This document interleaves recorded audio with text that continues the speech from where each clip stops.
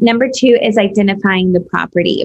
So in luxury, you're going to have a lot of different styles. You're going to have a lot of different architecture, so a lot of different build quality. So identifying the property basically states like, am I walking into knowing the difference between a contemporary house and a modern house? A lot of people use those interchangeably. Well, they're very different.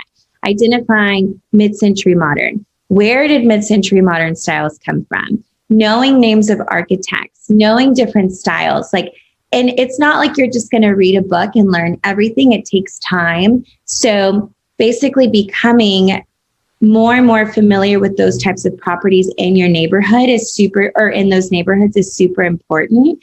That way, as you're driving with your clients, as you're going into a listing appointment, you could say, oh, I'm familiar with this type of landscaping. It's XYZ. I'm familiar with this type of architecture. Was XYZ person or firm your architect? So you're showing your value and your knowledge. And also, as we're listing these luxury properties, you have to remember that you're creating a story in order to sell this house. So part of that story is being able to say, specifically designed by this architect or specifically built by XYZ builder.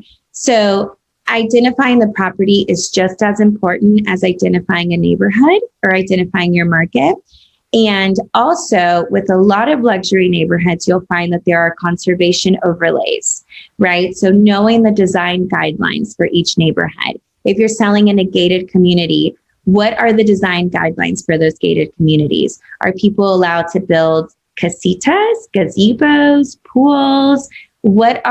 That's all going to be super important as you're pitching this property to your buyers, but also as you're a listing agent. If you're selling a house in a gated neighborhood and you don't know about the guidelines and someone comes in and they want to build a pool and maybe there's some sort of overlay that prevents that, then it's important for you to know those things to complete the sale.